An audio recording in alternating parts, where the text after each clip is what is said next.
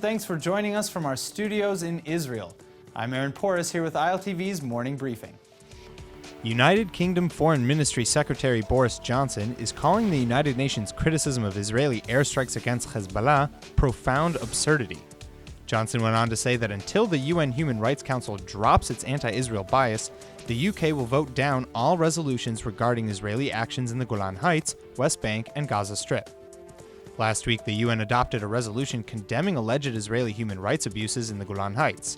But the same council made no mention of the bloody Syrian civil war next door that has killed over 470,000 people and left millions homeless.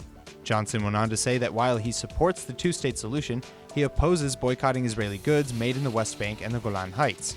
2 days ago at AIPAC's annual policy conference, United States envoy to the UN Nikki Haley was also heavily critical of the alleged UN bias. She stated that, quote, "You're not going to take our number one democratic friend in the Middle East and beat up on them," end quote. Following the latest meeting over what has become a standoff within the coalition, Prime Minister Netanyahu and Finance Minister Moshe Kahlon have still not yet come to an understanding regarding the future of the Israel Broadcasting Authority. While Netanyahu wants to replace it with something under more government control, Kahlon wants to keep it the way it is, saying such a move would be an immense waste of money. Yesterday's meeting was the third in 3 days. After the meeting, an official from Netanyahu's office said that the two-party leaders had agreed to discuss further on the subject, but speculations have risen after the finance minister was seen at a bar mitzvah speaking with opposition leader Isaac Herzog. The interior minister Aryeh Deri saw the meeting as an opportunity to offer Herzog and his party a position in the coalition. He tweeted that, quote, "In light of the challenges facing the country, Herzog and his party need to join the government," end quote. Herzog saw it differently, though, replying that the right solution for Israel is if Deri and his party joined a new coalition headed by the Zionist Union. Netanyahu has threatened to call elections should the coalition kill his legislation to close the IBA.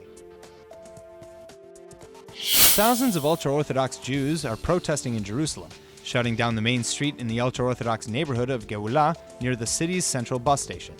Police have said the protests were unauthorized and therefore illegal, but nonetheless decided to monitor it instead of disbanding it, potentially risking a violent confrontation. The protest was against the arrest of several members of the ultra-Orthodox Jewish community who were arrested for refusing to appear at their local army recruitment office to receive a military draft exemption. Protesters held signs saying, quote, "The state of Israel persecutes Jews," and "The draft edicts a Holocaust for the Torah world."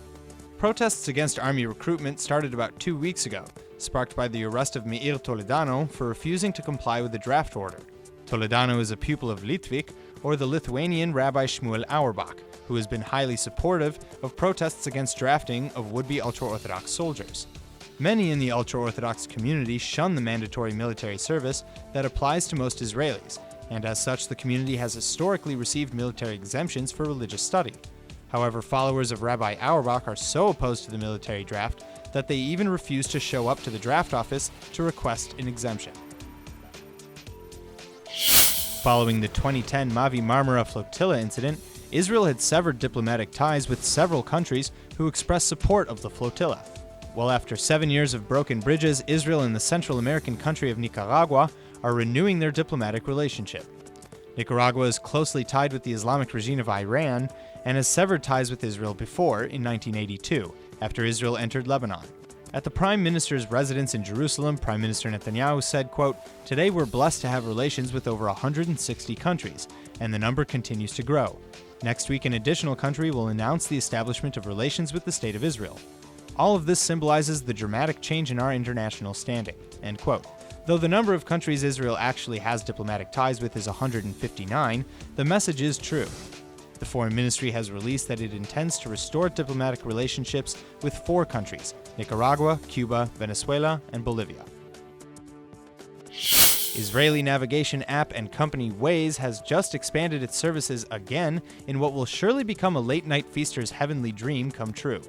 The Google-owned company has already partnered with certain chains like Dunkin Donuts and Taco Bell, but now the opportunity to order ahead from Dunkin Donuts will be accessible from Waze's navigation menu in-app, allowing users to pick their coffee and donuts up to go. Dunkin Donuts already has an app of their own with the order ahead option, and to use the function in Waze, you would need to download but never open it. You would also have to register with Dunkin Donuts' customer loyalty program. Disclosed in the deal was that in return for adding the function onto Waze, Dunkin' Donuts would increase their spending on advertisement in Waze. This amount was not disclosed. This is likely to be the first such deal in a trend for Waze, and Waze has already added several functions beyond its original design, such as ride-sharing, available in San Francisco, Sacramento, Israel, and soon-to-be Brazil. That's all for now. I'm Aaron Porras, and see you later with our main daily broadcast from Israel at 2 p.m. Eastern Time.